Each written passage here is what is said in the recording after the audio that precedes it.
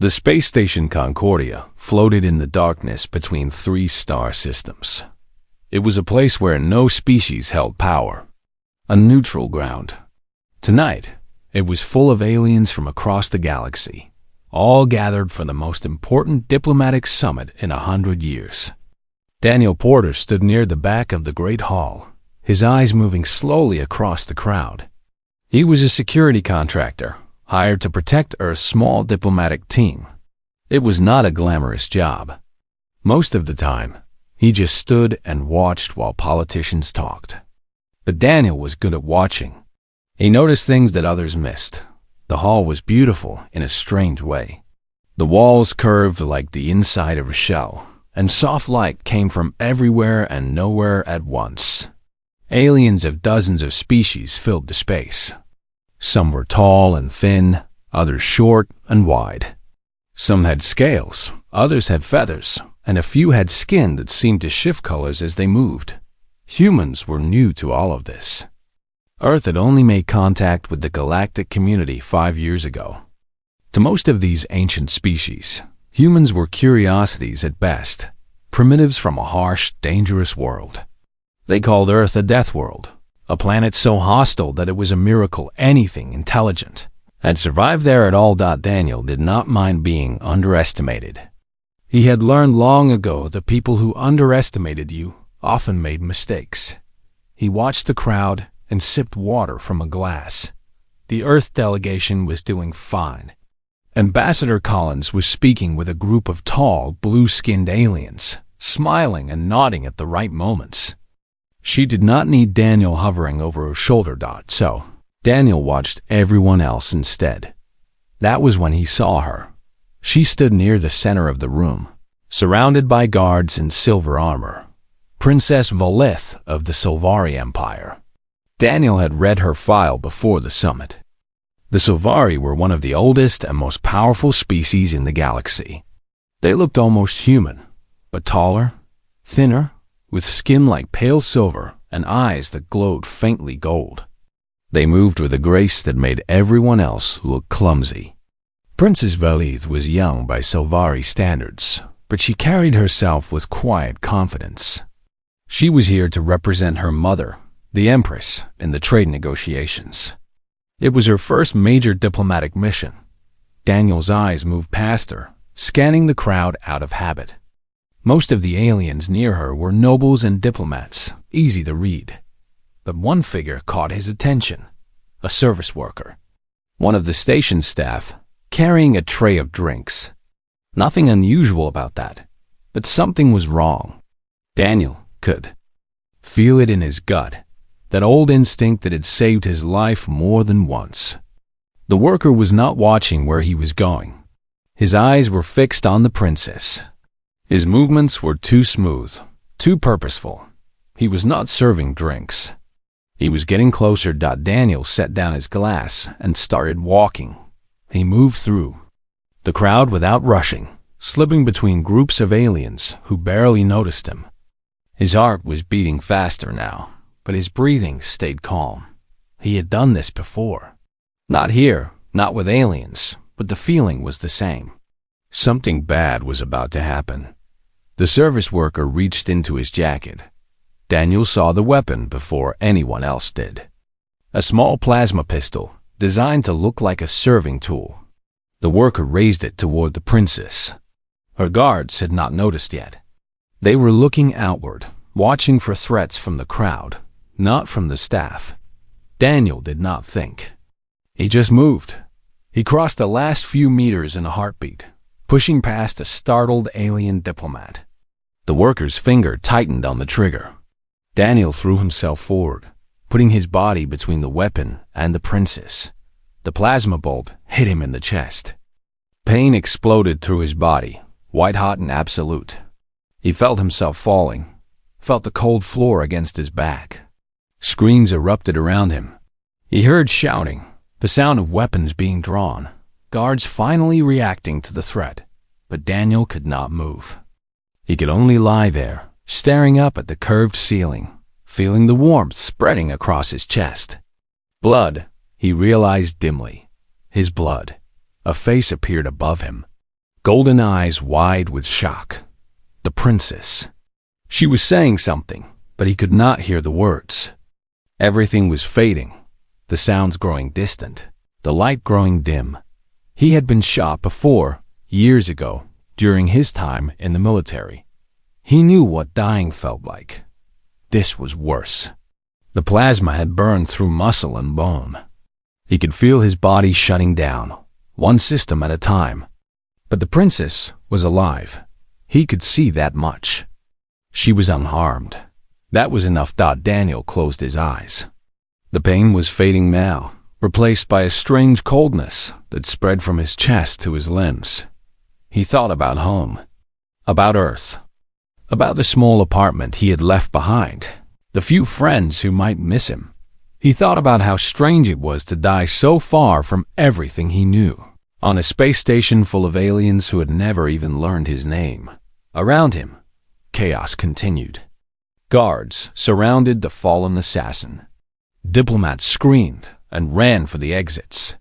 Medical teams rushed toward the scene, their equipment flashing with alien technology. But Daniel did not see any of it. The darkness had taken him, pulling him down into a silence so deep that nothing could reach him. His last thought, before consciousness slipped away completely, was a simple one. At least she survived. The princess knelt beside the fallen human, her hands pressed against the wound in his chest, trying to stop the bleeding even though she knew it was hopeless. Her guards tried to pull her away to get her to safety, but she refused to move.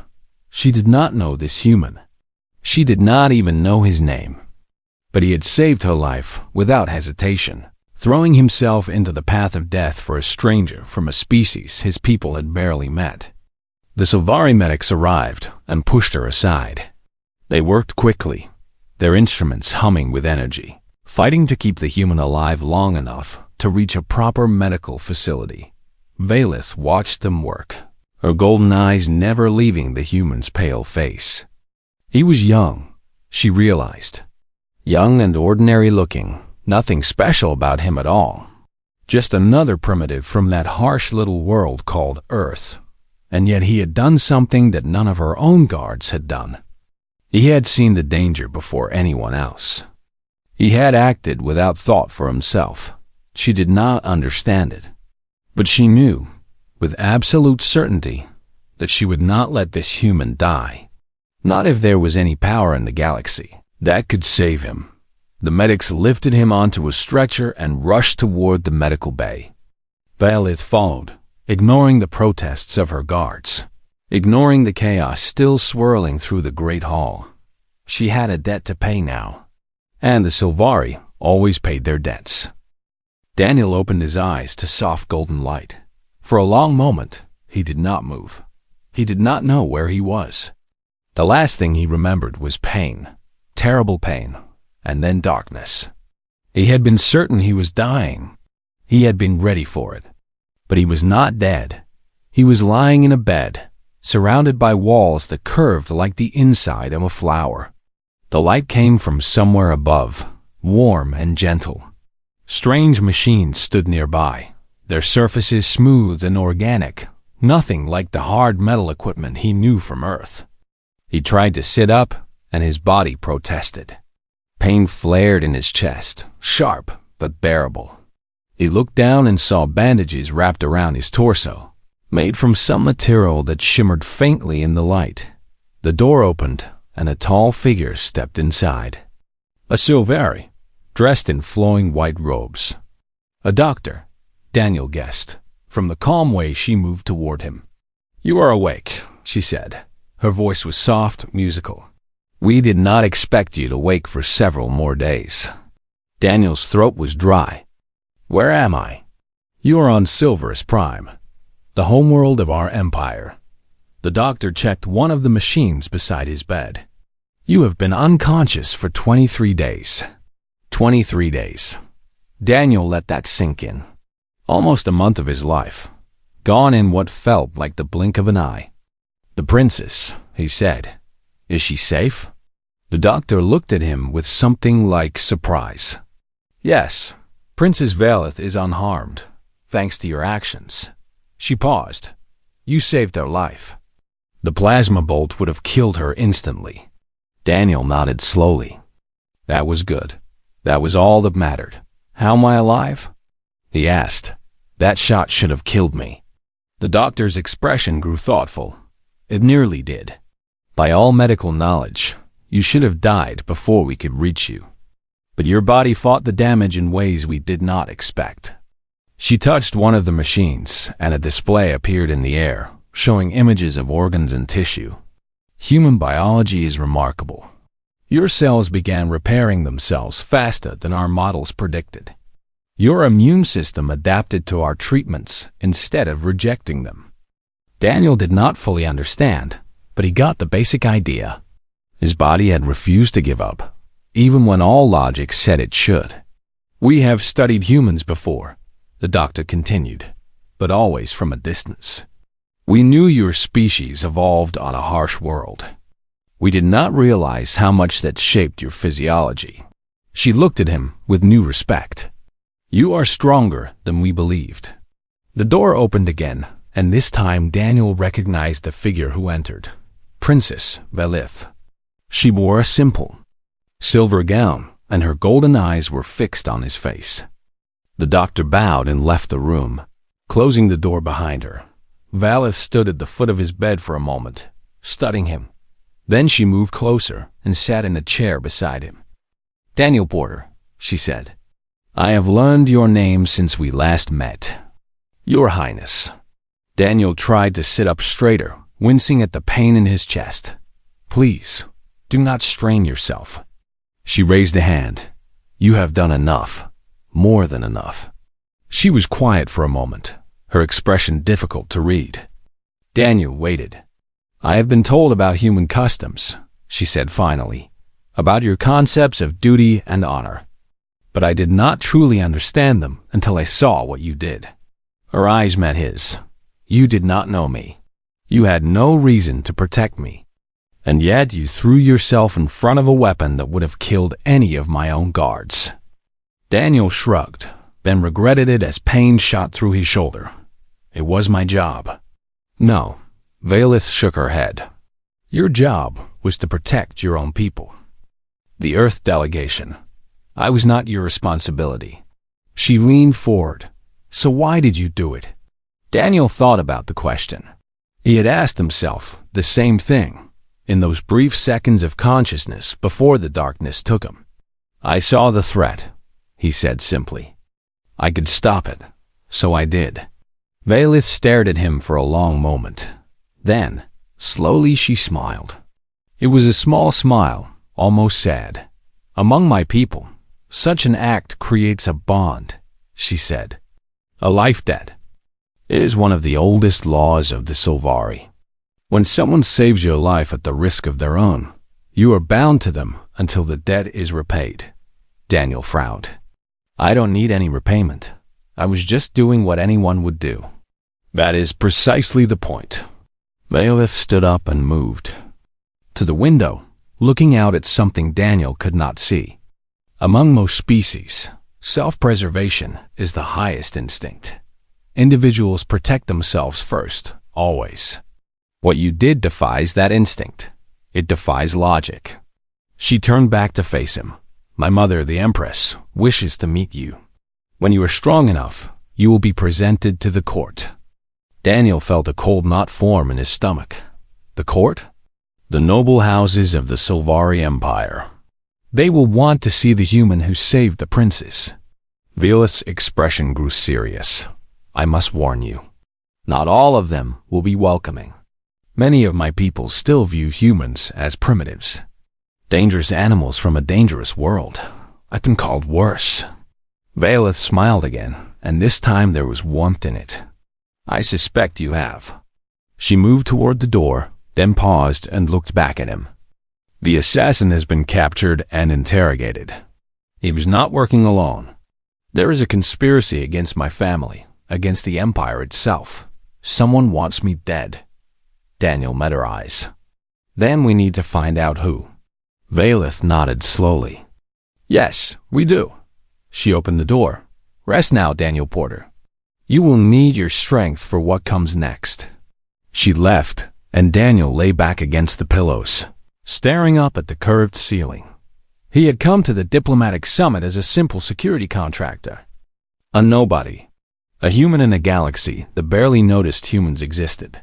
Now he was lying in a royal medical chamber on an alien world, bound by ancient laws to a princess he had known for less than a minute before taking a plasma bolt to the chest. He thought about Earth, about the life he had left behind. It seemed very far away now. A different world, a different time. He did not know what was coming. He did not know what the court would think of him, or what this conspiracy meant, or how he had ended up at the center of something so much bigger than himself. But he knew one thing for certain. He was not the same man who had stood in that great hall, watching the crowd and sipping water. That man had died when the plasma bolt hit him.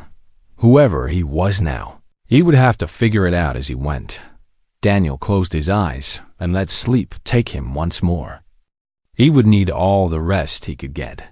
The game was just beginning. The throne room of the Silvari Empire was the most beautiful place Daniel had ever seen. Pillars of living crystal rose toward a ceiling so high it seemed to touch the sky. Light poured through windows of colored glass, painting the floor in shades of gold and silver and deep blue. Hundreds of silvery nobles stood in perfect rows, their robes flowing like water, their eyes glowing softly in the filtered light. And at the far end of the room, seated on a throne carved from a single massive gemstone, sat Empress Saravin. Daniel walked forward slowly, trying not to limp. His chest still hurt, but the Silvari doctors had done remarkable work. He could move, could breathe without pain, could stand straight. That would have to be enough. Princess Velith walked beside him, her presence a small comfort in this overwhelming space. She had prepared him as best she could, explaining the customs and protocols of the court. But nothing could truly prepare a human for this. The nobles watched him pass with expressions that ranged from curiosity to open disgust. Daniel kept his eyes forward, his face calm. He had faced worse than disapproving stares. They reached the base of the throne, and Velith bowed deeply. Daniel did the same, mimicking the gesture as she had taught him. Empress Saravin studied him in silence.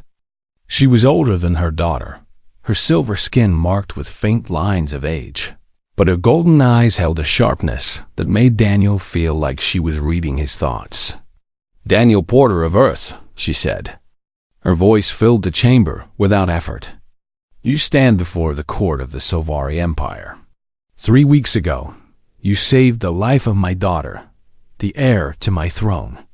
You did this without hesitation, without thought for your own survival." She paused, letting the words settle over the assembled nobles. "By the ancient laws of our people, you have earned a life debt from the royal house. This debt cannot be dismissed. It must be honored." A murmur ran through the crowd.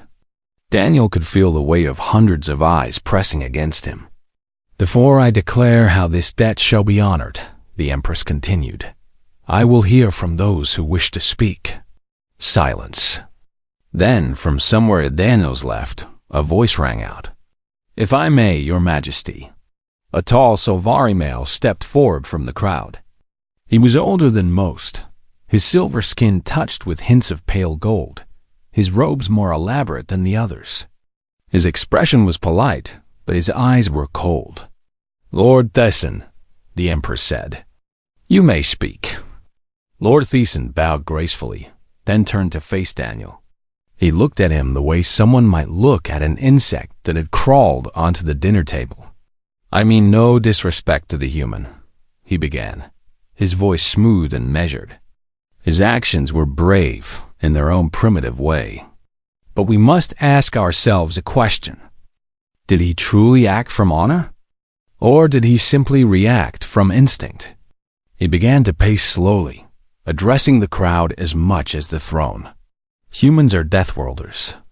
They come from a planet where everything is trying to kill them. Their entire evolution has been shaped by violence and survival. When this human saw a threat, he did not think. He simply acted. Decent spread his hands. Is that courage? Or is it the same instinct that makes an animal charge at a predator? More murmurs from the crowd. Some nodded in agreement. The Sylvari have achieved greatness through wisdom, through careful thought, through civilization, Thiessen continued. We do not act on impulse. We consider. We plan. We rise above our baser instincts. He turned back to Daniel. Can we truly honor this human as if he were one of us? He does not understand our ways. He cannot appreciate the weight of the gift he would receive. Daniel felt anger stir in his chest, but he kept his face still. He had expected this. Valith had warned him. The Empress raised a hand, silencing the murmurs. Daniel Porter, you have heard Lord Thiessen's words. Do you wish to respond? Daniel looked at Thiessen, then at the Empress, then at the hundreds of nobles watching him with judgment in their eyes. He took a breath. Lord Thiessen is right, he said. His voice was quiet, but it carried in the silent chamber. I did not think. I saw a threat, and I moved. That is true. Thassan's lips curved into a small smile of triumph. But I disagree with his conclusion, Daniel continued. He says that acting without thought is instinct, and instinct is primitive. But I do not believe that is true. He turned to face the crowd directly. Where I come from, we call it something else. We call it training. When you practice something enough, when you do it over and over until it becomes part of you, you do not need to think. Your body knows what to do. He touched the bandages still visible beneath his shirt. I have spent my life learning to protect people.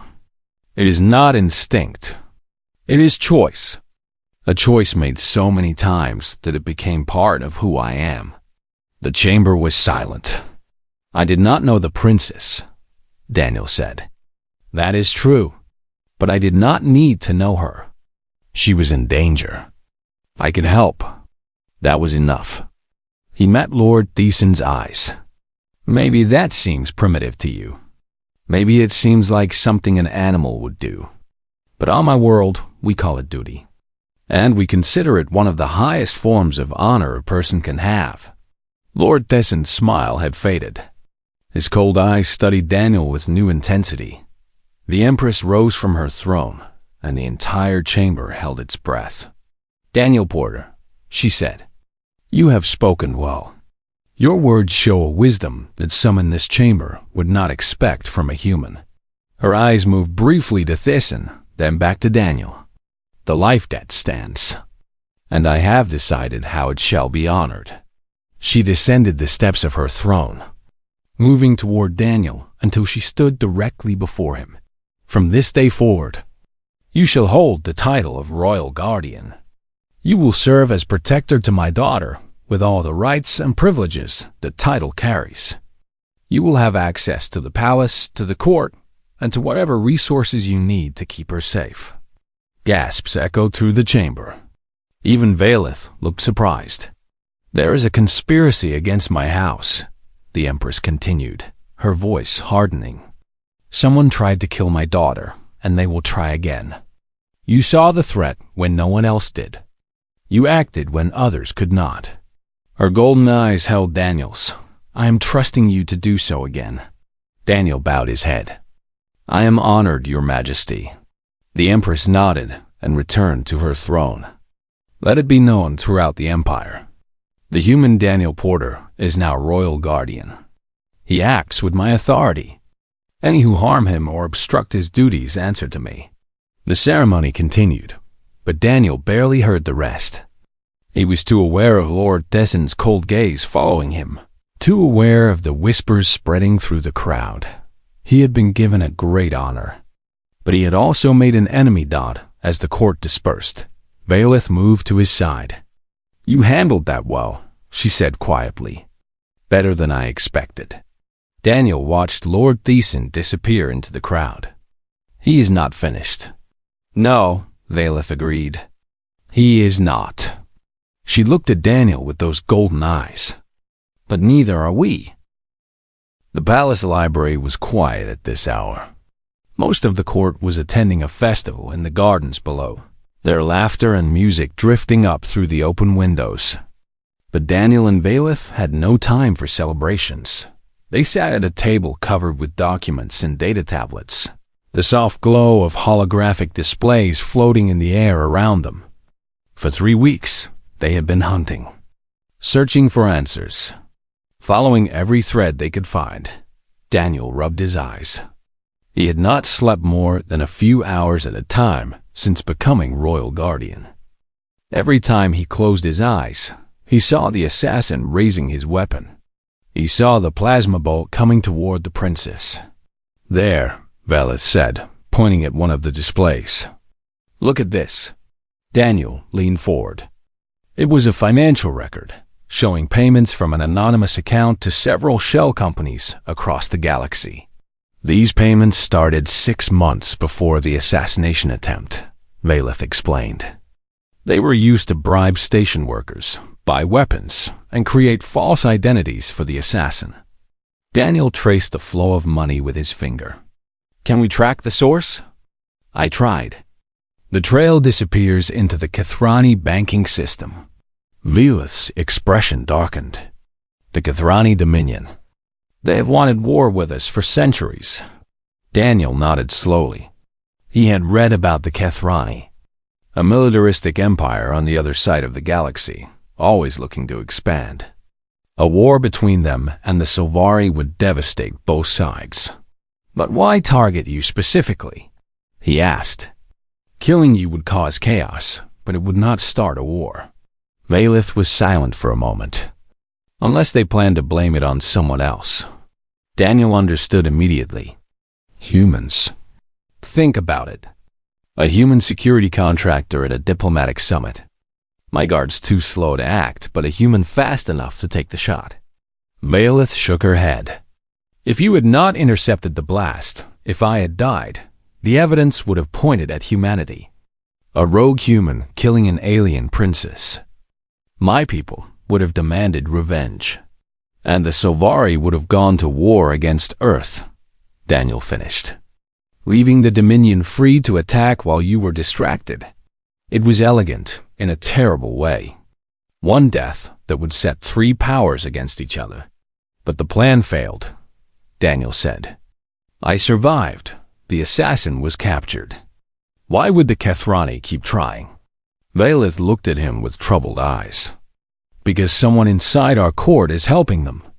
Someone who can adjust the plan, find new opportunities." She hesitated. "The assassin died in prison 2 days ago. He was poisoned. Someone did not want him talking." Daniel felt cold anger settle in his chest. "Thiessen, we have no proof." He was too calm at the trial, too prepared with his arguments. Daniel stood and began pacing. "And he has access, political connections, the power to arrange things. Suspicion is not evidence," Valeth reminded him. "If we accuse a noble house without proof, it will tear the court apart. We need something solid." Daniel stopped pacing. An idea was forming in his mind. "The lower districts," he said. "Where does Thiessen get his money? His power?" Valeth frowned. "Trade, mostly. His family controls several shipping routes. Then that is where we look. Criminals talk. Servants notice things. If Thiessen is dealing with the Kathrani, someone in the lower districts will know." The next day, Daniel and Valeth slipped out of the palace in disguise. Valeth wore simple clothes, her silver skin hidden beneath a hooded cloak. Daniel wore the rough clothing of a worker, blending in with the crowds that filled the streets. The lower districts of the capital were nothing like the palace. The buildings were older, cramped together, their walls stained with age. Aliens of a dozen species moved through narrow alleys, conducting business that the nobles above preferred not to see. Daniel moved through this world like he belonged there. He had grown up in places like this, back on Earth. He knew how to read the tension in a crowd, how to spot the people who mattered, how to ask questions without seeming to ask.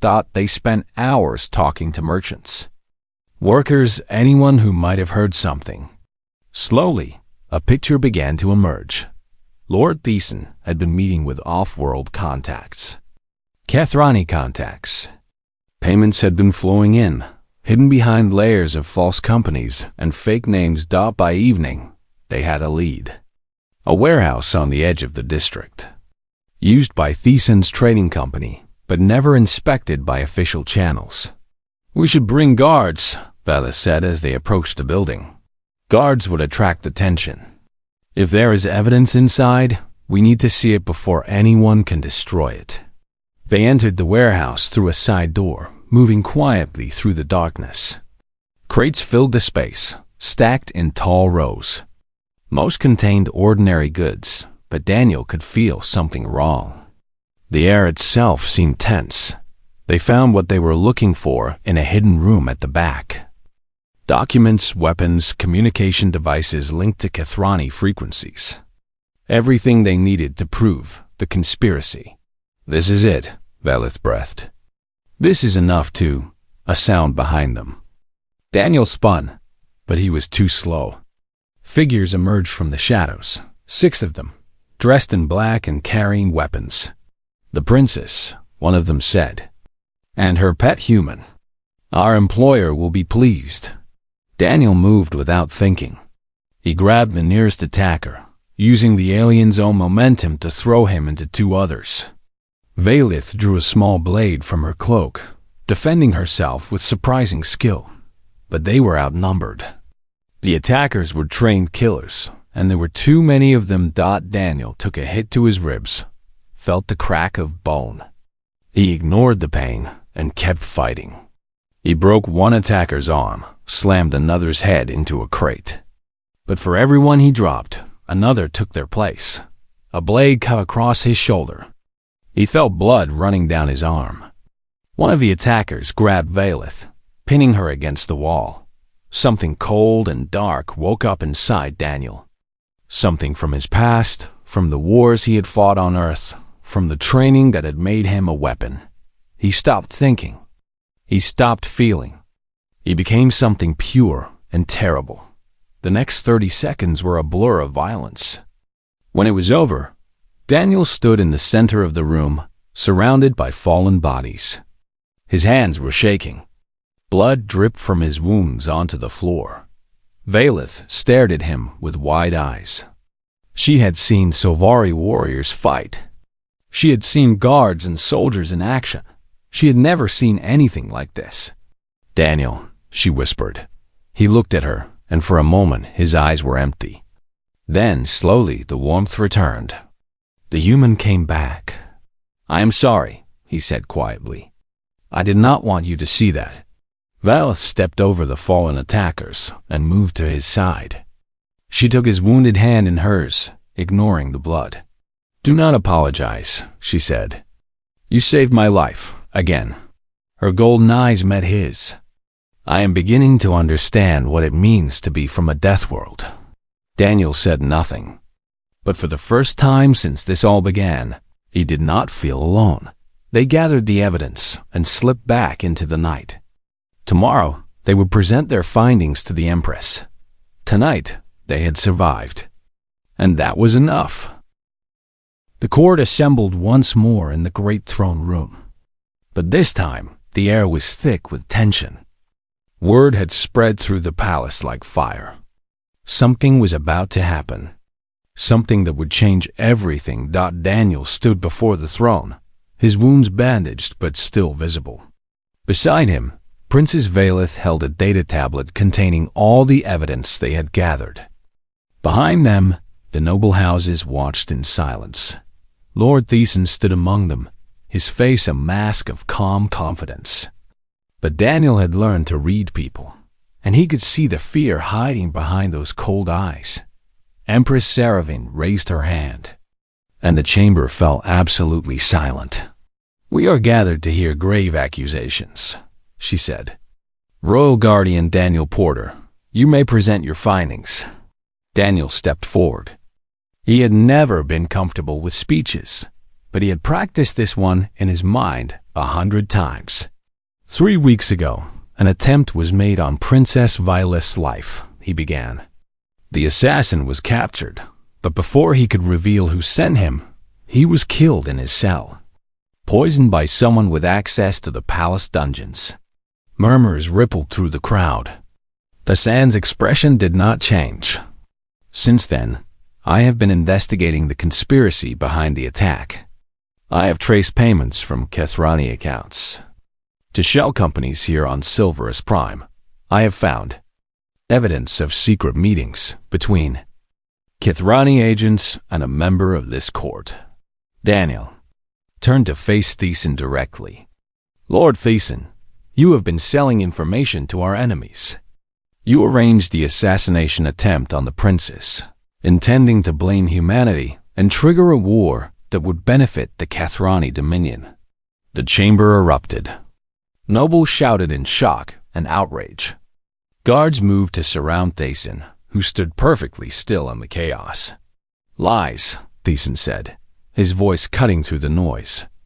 The desperate accusations of a primitive creature who does not understand our ways. Velith stepped forward and activated the data tablet. Holographic images appeared in the air, showing documents, payment records, communications bearing Kethrani encryption signatures. We found these in your warehouse, she said, along with weapons and equipment used by the assassins who attacked us last night. More shock. More shouting. The Empress raised her hand again, demanding silence. Lord Thiessen, she said, her voice cold as ice. How do you answer these charges? Thiessen looked at the evidence floating in the air around him. For a long moment, he said nothing. Then, slowly, his calm mask cracked, revealing the fury beneath. You think this changes anything? He spat. The Sylvari are dying. We grow weak while lesser species multiply across the galaxy. The Kethrani understand strength. They understand power. I was trying to save our empire from its own foolishness.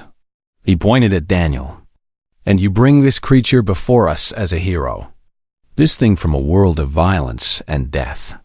You honor it as if it were one of us. He is worth 10 of you, Vela said quietly. Thiessen's eyes blazed. Then let us settle this the old way. I invoke the right of trial by combat. A shocked silence fell over the chamber. Even the Empress seemed surprised. You cannot be serious, one of the nobles said. It is my right, Thiessen insisted.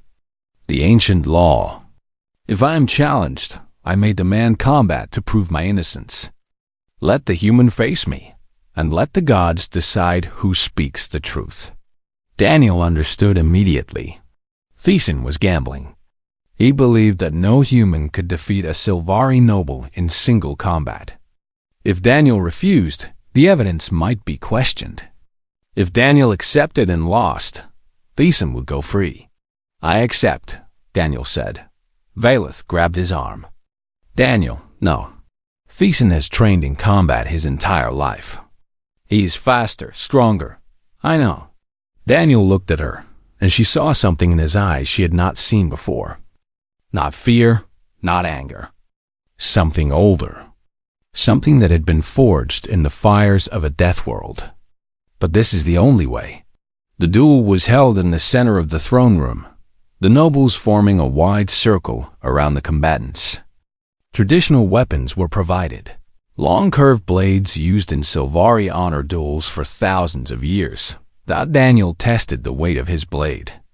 It was lighter than he expected, designed for speed rather than power. A Sylvari weapon for Sylvari bodies.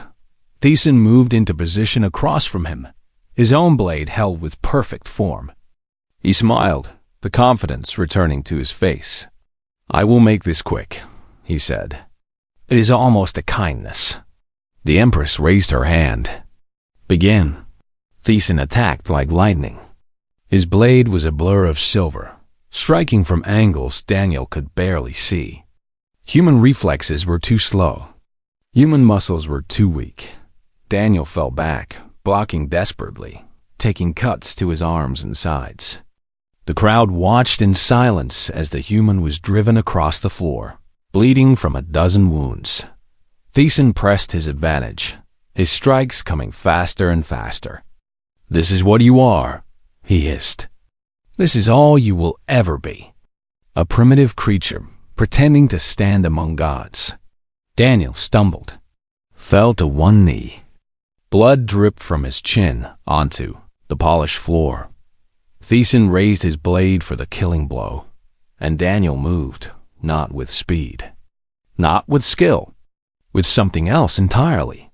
Something that came from millions of years of evolution on a world that never stopped trying to kill his ancestors. Something that had been written into his bones before his species had even learned to speak. The will to survive. He caught Thiessen's blade on his own, turned it aside, and struck. Once, twice, 3 times. Each blow was clumsy compared to Thiessen's elegant technique, but each one landed. Each one drew blood. Thiessen staggered back, shocked. He attacked again, but now Daniel was inside his guard, too close for the long Sylvari blade to be effective. Human hands grabbed Sylvari robes. Human strength, born of gravity twice as heavy as this world's, lifted and threw. Thiessen hit the ground hard. Daniel's blade pressed against his throat. "Yield," Daniel said. His voice was ragged, his body broken, but his eyes were clear. Thiessen stared up at him with hatred and disbelief. "Impossible. You are nothing. You are yield." The chamber was silent. 100 golden eyes watched the human standing over the fallen lord, bleeding from wounds that would have killed any Sylvari, refusing to fall. Thiessen closed his eyes. "I yield." Guards moved forward to take him away. Daniel stepped back, his legs finally giving out. He collapsed to the floor, the blade falling from his fingers. Valith was at his side in an instant, her hands pressing against his wounds. "Medics, now!" The Empress descended from her throne and crossed to where Daniel lay. She looked down at him, and for the first time, her cold expression softened. "You have proven yourself, Daniel Porter, beyond any doubt." She turned to address the court. "Let no one question human honor again. Let no one dismiss them as primitives. This man has shown more courage than any warrior in our history." Daniel barely heard her. The darkness was closing in again, just like before. But this time, Valith was holding his hand. And this time, he knew he would wake up. 1 week later, Daniel stood on a balcony overlooking the capital city. His wounds had healed, though the scars would remain. Reminders of what he had survived. Valeth joined him, standing close enough that their shoulders almost touched. "The Empress has formally condemned the Kethrani involvement," she said. "The conspiracy is broken. Thiessen will spend the rest of his life in prison." Daniel nodded. "Good." They stood in silence for a moment, watching the sun set over the alien city. "You could go home," Valith said quietly. "Back to Earth. No one would blame you. You have more than paid any debt." Daniel considered it. Home, Earth, the small apartment, and the few friends who might still remember him. Then he looked at Valith, at her golden eyes and silver skin, at the strength she had shown in the darkness of that warehouse, at the trust she had placed in him when no one else would. "I think I will stay," he said, "if you will have me." Valith smiled, and for a moment she looked less like a princess and more like something else. Something he had not expected to find so far from home. "I was hoping you would say that." They stood together as the stars began to appear, one by one, in the darkening sky. Somewhere out there, Earth was spinning through the void, small and blue and impossibly far away. But Daniel did not feel far from home, any more thought he had found something worth protecting. And for a human from a death world, that was all the home he would ever need.